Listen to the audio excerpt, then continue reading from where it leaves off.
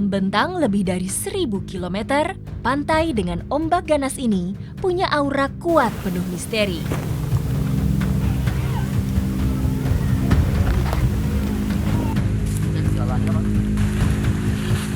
Di balik kerasnya laut selatan, ada daratan subur, tempat tradisi terjaga, seperti di Desa Pesanggerahan Cilacap, Jawa Tengah.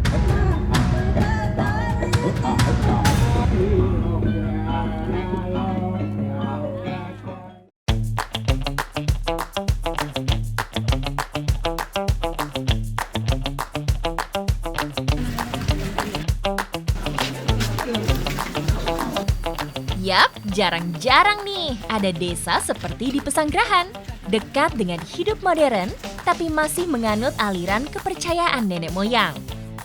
Di sini, keyakinan pada Tuhan Yang Maha Esa menyatu sama adat dan budaya Jawa setempat. Di bulan spesial Almanak Jawa, warga Pesanggerahan biasa kumpul buat adain tradisi bernama Perlon. Sebelum masuk ke acara inti Perlon, masyarakat di Desa Pesanggerahan ini biasanya membuat puluran ya Bu ya namanya ya, atau seserahan yang nanti akan dibawa menuju ke Dodot, tujuannya untuk diberikan kepada bedogol atau sesepuh di sini. Ini saya sekarang sedang membantu untuk membuat ketupat. Satu hari sebelum perayaan, suasana di dapur tiap warga sudah ramai. Semua ibu-ibu di sini sibuk. Semuanya repot membuat puluran atau aneka kue dan jajanan pasar. Puluran ini bakal dibawa ke Dodot, semacam rumah utama sesepuh desa atau bedogol. Menu yang harus selalu ada di setiap Perlon itu salah satunya adalah ketupat dan juga lepet. Bedanya kalau ketupat ini menggunakan beras biasa, tapi kalau lepet itu dia menggunakan beras ketan ya Bu ya, dengan campuran kelapa. Ibu saya mau bantu buat lepet boleh nggak? Oh boleh, boleh banget. Lepet ini bentuknya berbeda dengan ketupat dan juga ternyata lebih susah. Ini saya mau ngikat aja dari tadi itu susah banget. Harus dibantu ibu dulu. Nggak cuma ketupat dan lepet, jajanan seperti kue apem wajib masuk dalam puluran. Ini yang sudah siap untuk dikukus adalah apem.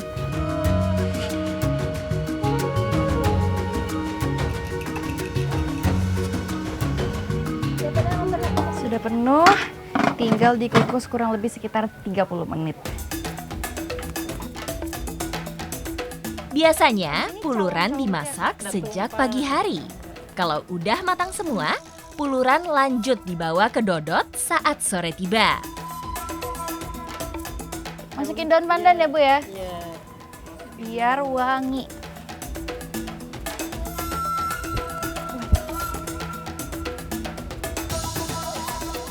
Tinggal menunggu matang sekitar 3 jam, lalu akan dibawa ke Dodot nantinya.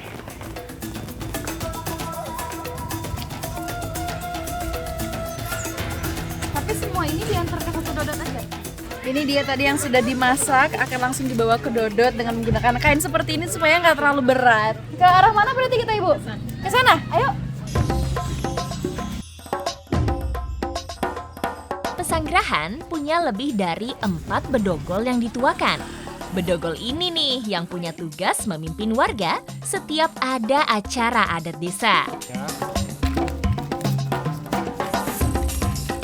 Yang dibawa ini bukan cuma yang tadi dimasak aja, tapi ada yang namanya pala gumantung dan juga pala mendem. Pala gumantung itu adalah buah-buahan dan pala mendem itu seperti umbi-umbian. Dari rumah ke rumah, puluran diboyong bareng ke Dodot untuk diracik ulang kembali. Kita sudah sampai di Dodot, jadi biasanya ini adalah rumah yang dipakai untuk berkumpul dan semua masyarakat di sini membawa bawaan sesuai kemampuan masing-masing, jadi bervariasi.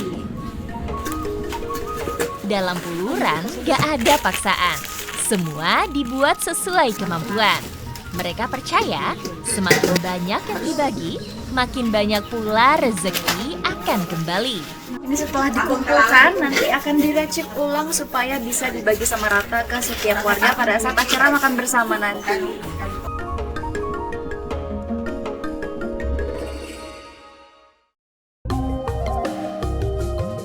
Hari berganti.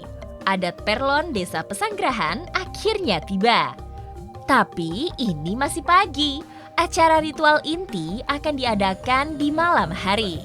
Mewakili 5 bedogol, warga Pesanggrahan membawa hewan ternak untuk dikurbankan di Pasemuan. Pada saat acara Perlon seperti ini, biasanya memang ada beberapa hewan yang dikurbankan. Kali ini persembahannya adalah 6 ekor kambing di Desa Pesanggrahan ini. Bagi warga Pesanggrahan, kambing bukan formalitas, tapi jadi bagian penting ritual sebagai simbol syukur atas rezeki selama ini. Yang menyembelih kambing ini sebutannya adalah Kayim, yang merupakan tokoh adat atau perangkat desa yang biasanya memang mengurus hal-hal seperti ini salah satunya. Dan juga biasanya mengurus jenazah apabila ada salah satu masyarakat di Desa Pesanggrahan yang meninggal dunia. Selesai disembelih, kambing langsung diolah di dapur Pasemuan. Menarik ya, melihat dapur ini penuh dengan bapak-bapak. Di Desa Pesanggrahan ini, bagian yang bertanggung jawab untuk menyembelih sekaligus mengolah kambingnya adalah bapak-bapak. Jadi ini sedang dibakar untuk membersihkan kulitnya dan akan langsung dimasak sehabis ini.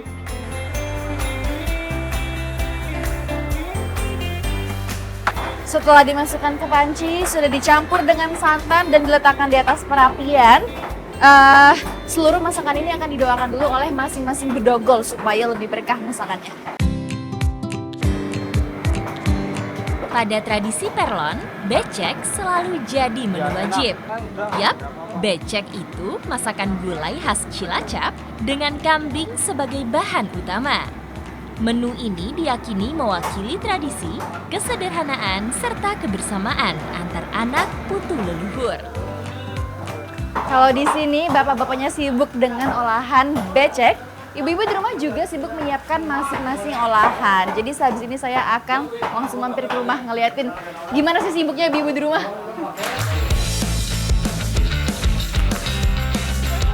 Kali ini menunya beda, bukan kue atau puluran, tapi menu masakan berat yang disusun dalam ambengan. Jadi dia salah satu menu wajib yang harus ada di dalam tradisi Perlon ini, namanya adalah ambeng ya Bu ya? Di dalamnya diisi lauk apa cuma nasi aja? Cuma nasi aja, nggak diisi lauk-lauk. Di adat Pesanggrahan, ambengan tersaji mirip tumpeng. Nasi putih akan dibentuk cantik dengan berbagai lauk pauk yang menarik. Berhubung ini nasinya masih panas dan akan dibentuk nanti, jadi harus diangin-anginkan dulu nih dengan menggunakan kipas. Kalau di sini ilir namanya Bu ya. Dan alasnya ini namanya iyan. Dengan dikipas, nasi panas jadi cepat dingin. Lanjut, nasi ambengan dibentuk padat meninggi, tapi tidak lancip seperti tumpeng. Nunggu dingin. Sudah dingin, waktunya untuk dibentuk secara manual dengan menggunakan tangan. Mirip seperti tumpeng, tapi ujungnya itu tidak runcing ya Bu, tidak lancip. Gampang Bu. Ternyata kalau manual buatnya pegel ya ini. Dari tadi nasi saya nih agak-agak sedikit hancur. Ibu cepet banget buatnya. Setelah perjuangan panjang, akhirnya jadi juga ini bentuknya udah bener ya Bu ya? Bener kan Bu? Kepondok dulu. Dalam adat Jawa, nasi ambeng jadi lambang gotong royong. Berbagai lauk dalam satu wadah, Juga ke bawah. tanda hidup Ini namanya, rukun Bu? bersama. Anak kaya telur. Ini sudah selesai ambengnya dan lauk pauknya juga sudah diletakkan di bakul. Nanti tinggal dibawa ke rumah Dodot sebelum dikumpulkan di Pasemuan. Pasemuan jadi jantung kegiatan adat di Pesanggrahan. Dari rumah Dodot atau bedogol, uluran dan ambengan yang terkumpul dibawa konvoi oleh para ibu. Sekarang semua ibu-ibu sudah berkumpul untuk membawa makanan yang sudah disiapkan ke Pasemuan dari Dodot ini. Menuju ke Pasemuan, kaum ibu wajib berjalan kaki beramai-ramai. Mereka percaya berjalan kaki menjadi wujud bakti dan pengabdian pada leluhur. Jarak dari Rumah Dodot ke Pasemuan ini tidak terlalu jauh. Kita sudah sampai dan semua makanan ini akan dikumpulkan di dalam untuk nanti dibagi sama rata dan makan bersama. Sampai di Pasemuan, hidangan langsung ditata sesuai dengan posisi anak putu tiap bedogol yang sudah diatur leluhur. Jadi semua makanannya dikumpulkan di sini. Nanti akan dibagi rata sambil menunggu yang sedang berziarah pulang untuk makan bersama. Tradisi perlon di Pasemuan Pesanggerahan jadi puncak rangkaian ritual adat. Warga dan sesepuh adat berkumpul setelah berziarah di makam leluhur mereka, yaitu Mbah Berambang Jae. Keberagaman suku di Jawa tidak menghapuskan jejak tradisi leluhur. Di Desa Pesanggerahan Kroya, tradisi perlon mulut ini menjadi salah satu penanda betapa kuatnya perpaduan antara budaya Jawa dan juga sebuah kepercayaan spiritual. Usai doa bersama, uluran, becek kambing, dan nasi ambengan dibagi ke semua anak putu serta tamu yang hadir. Kebersamaan jadi inti dari tradisi sakral ini.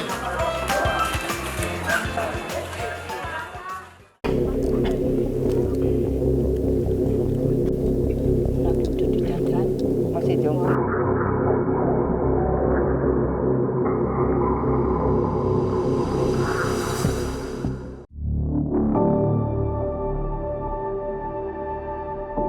Di Desa Pesanggerahan, sakralnya aura budaya lama belum benar-benar pergi. Cowong atau cowongan berpusat pada sosok boneka sakral, sepasang boneka tua yang nampak ramah tapi penuh dengan misteri. Ia dihormati dan diwariskan turun-temurun. Seni ritual dan tradisi cowong sudah hidup di Cilacap sejak puluhan, bahkan ratusan tahun yang lalu. Ini cowongnya sudah siap untuk dirias, akan dipakaikan kain dulu, selendang, terus juga nanti dipasang rambut dari janur ya, Ibu ya? Iya.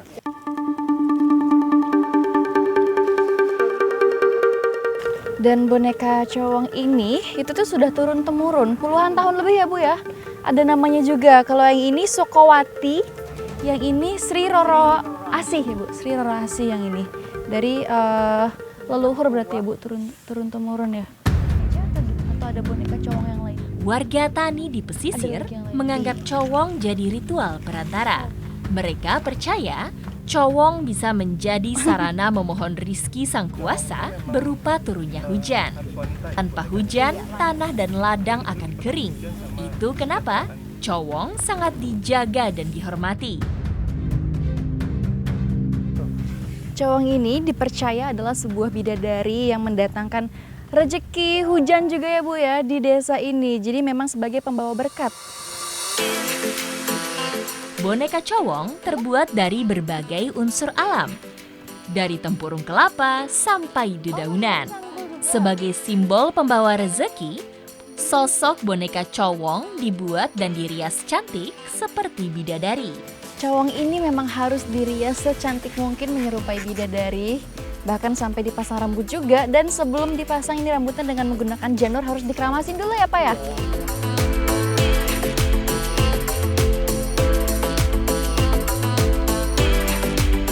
Selain menggunakan janur, ini juga menggunakan daun pisang untuk rambutnya. Tapi harus banyak, jadi masih dibuat beberapa untuk nanti ditaruh di ini ya Bu, di atas kepala ya? Ini. Dalam pandangan kejawen, perempuan itu simbol bumi. Anggunnya sosok perempuan dianggap mewakili kelembutan, kesuburan, dan kehidupan. Sosok bidadari dalam dua boneka cantik cowong diyakini mampu hadirkan harmoni keseimbangan, menjadi perantara pesan dari langit dan sambutan warga bumi. Cowongnya sudah selesai dirias, selanjutnya akan dibawa untuk disangkarkan menunggu sampai nanti waktu pementasan.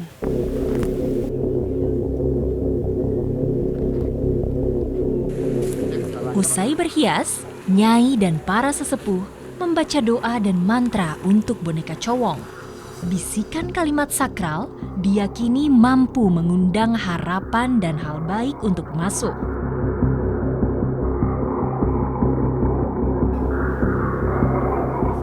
Jadi untuk mensakralkan cowong ini, mereka menaruh kedua cowong di bawah pohon pisang raja untuk nantinya diambil lagi sebelum pementasan ya Bu ya.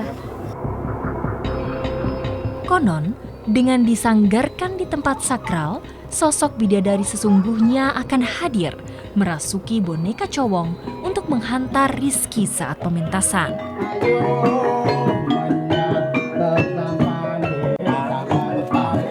Tradisi cowong ini memang biasanya harus dilakukan pada malam hari untuk menjaga kesakralannya dan juga diiringi oleh musik-musik tradisional serta ada sinden juga. Nanti saya mau coba ikut untuk megang cowongnya. Kali ini saya benar-benar dibuat merinding. Entah kebetulan atau tidak, mendadak hujan turun begitu lebat. Belum resmi ritual cowong dimulai. Hujan yang dinanti warga Pesanggerahan beberapa minggu terakhir sudah turun dengan deras. Ternyata memainkan boneka cowong ini capek karena bonekanya cukup berat dan juga durasinya terbilang lumayan lama.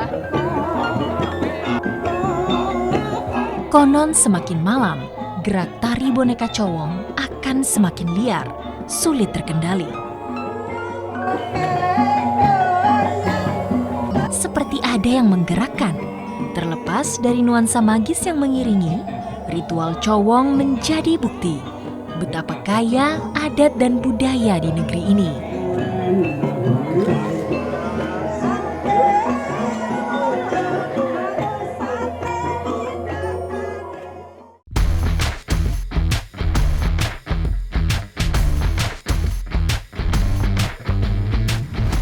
Kali ini saya bersama dengan Bapak Naslim, kita mau membuat gula kelapa. Jadi kita harus mencari dulu nih bahan-bahannya ada di kebun sana. Masih jauh nggak Pak? Ya agak lumayan. Masih lumayan ya?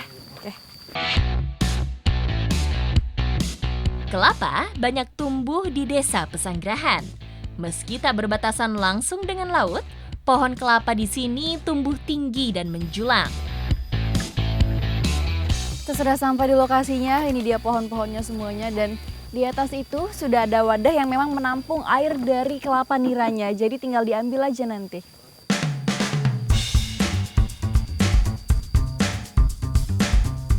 Untuk mendapat hasil yang segar, biasanya air nira dari manggar akan dipanen setiap pagi.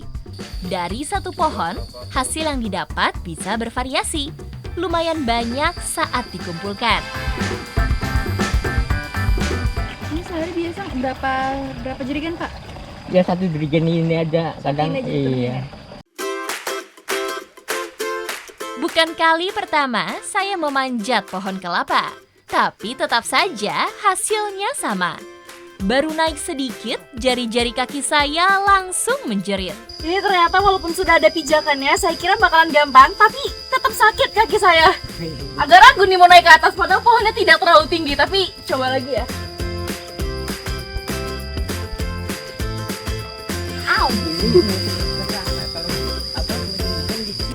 Memang yang naik ini harus yang sudah terbiasa.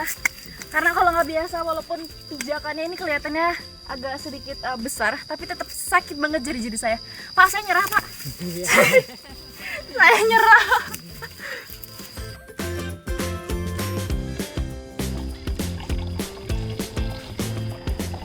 Hasil panen kali ini sudah cukup, selanjutnya akan kita bawa untuk langsung dimasak. Selama 4 jam non-stop, air nira kelapa direbus sampai wanginya menyeruak.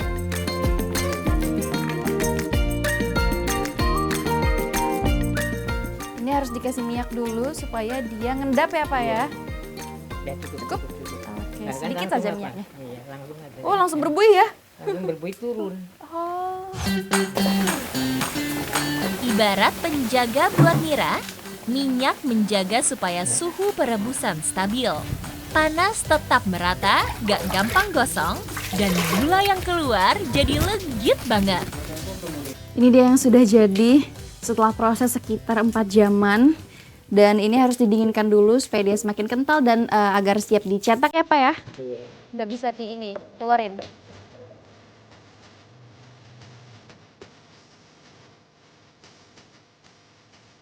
Untuk masukin gulanya ini harus dalam keadaan cetakan ini basah supaya ketika dia kering itu gampang untuk dilepas. Saya mau nyobain langsung gula hasil buatan saya. Berasa banget aroma-aroma smoky-nya. Dan ini bisa tahan sekitar 1 bulanan ya Pak ya? Iya. Bahkan lebih kalau penyimpanannya itu benar. Dan ya, gula Jawa dari Pesanggerahan jadi bukti lain betapa suburnya tanah di desa ini. Semua seiring dengan tradisi adat yang terjaga baik di sini. Gula merah itu terdiri dari 2 jenis. Satu yang terbuat dari aren, satu lagi yang terbuat dari nira kelapa. Kalau gula Jawa itu dia sudah pasti terbuatnya dari nira kelapa. Jadi ini adalah gula Jawa.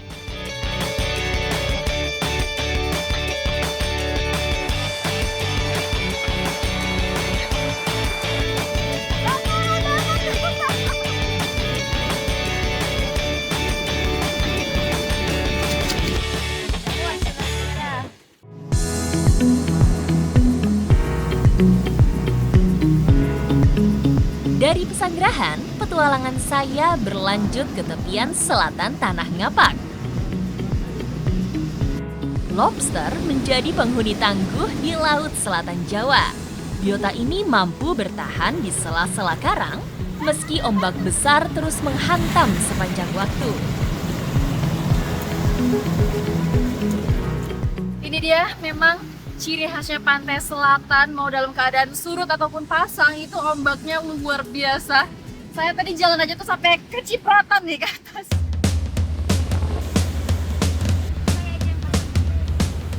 Berbekal pengalaman lintas generasi, sebuah alat sederhana jadi cara mereka beradaptasi.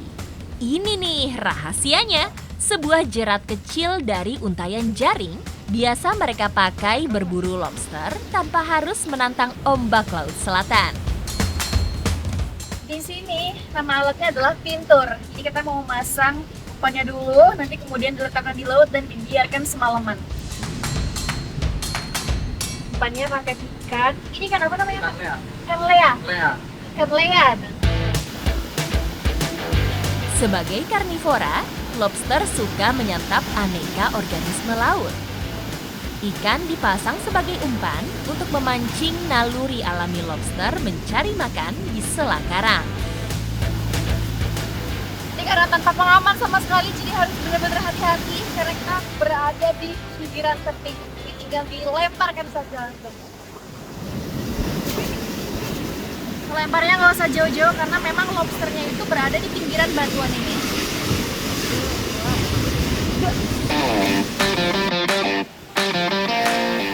Aroma ikan yang tersebar terbawa arus bisa menggoda lobster keluar dari balik tebing karang.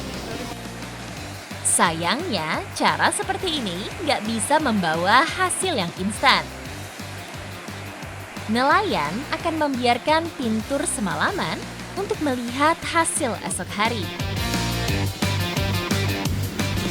Ini tinggal diikat, bikin cening supaya nggak hilang, terus dicek besok pagi karena lobster itu memang hewan nokturnal yang aktif pada malam hari. Jadi ketika sudah malam itu biasanya mereka terperangkap di pintur ini. Bapak berarti sudah ada yang dipasang kemarin ya? Udah. Kita cek boleh? Oke.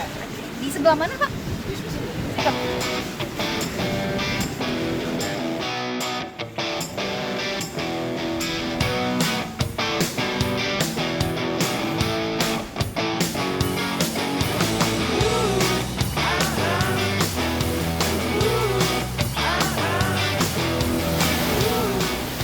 Pintur yang sudah dipasang dari kemarin. Ini tinggal ditarik aja ya Pak? Oke, ini kita tinggal tarik dan ombaknya parah sih, ini deras banget.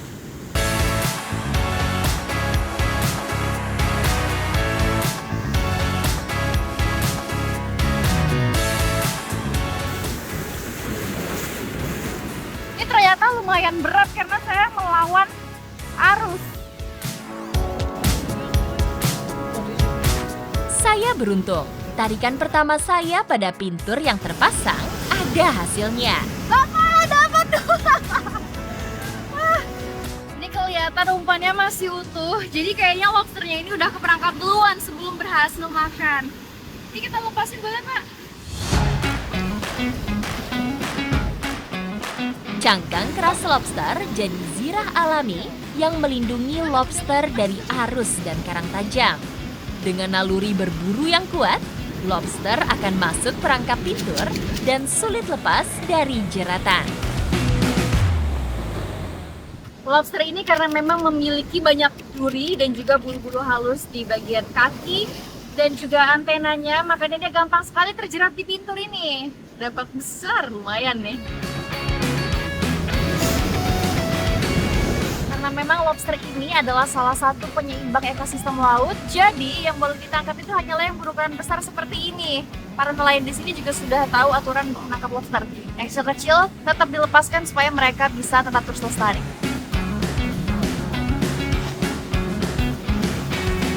Biasanya satu pintur dapat berapa, Pak? 2 sampai 3 2 sampai 3 berarti ini udah banyak ya? banyak. Kita langsung olah aja ya, Pak, di sini ya, Pak ya? Dia di pasar langsung. Oke. Kita dapat lumayan banyak karena memang biasanya satu pintur itu ada 2 atau 3 lobster, jadi ini akan langsung kita olah. Ayo, Pak.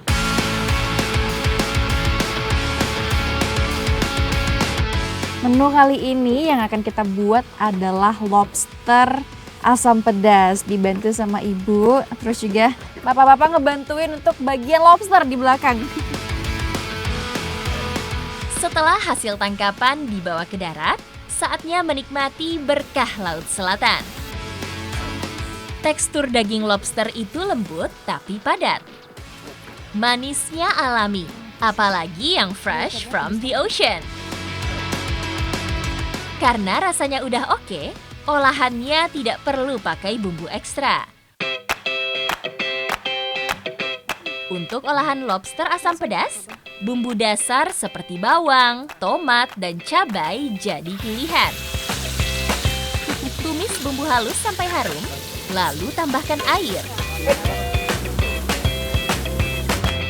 Gula merah, potongan tomat, dan asam jawa menyusul kemudian. Ibu udah mendidih nih, dimasukin lobsternya kah?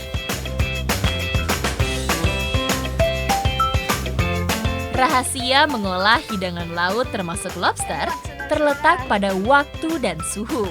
Kalau masaknya kelamaan, daging lobster akan jadi keras. Tapi kalau terlalu cepat, rasa manis segar lobster akan kurang maksimal. Udah matang ini, Bu. Udah cantik banget warnanya. Bapak, ayo makan, Pak. Bagi warga pesisir, menikmati hasil laut bisa kapan saja. Mudah didapat sekaligus bentuk syukur atas rezeki yang datang dari laut.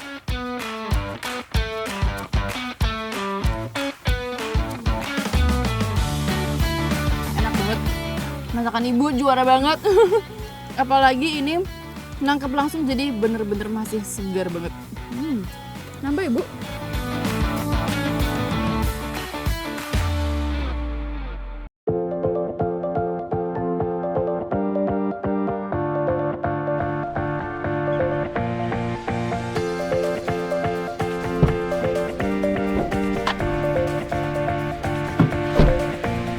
Daya tarik Desa Pesanggerahan tidak hanya adat dan juga budayanya saja, tetapi pemandangannya. Salah satu cara untuk menikmatinya adalah dengan bersepeda di sekitaran sawah yang ada di Desa Pesanggerahan ini.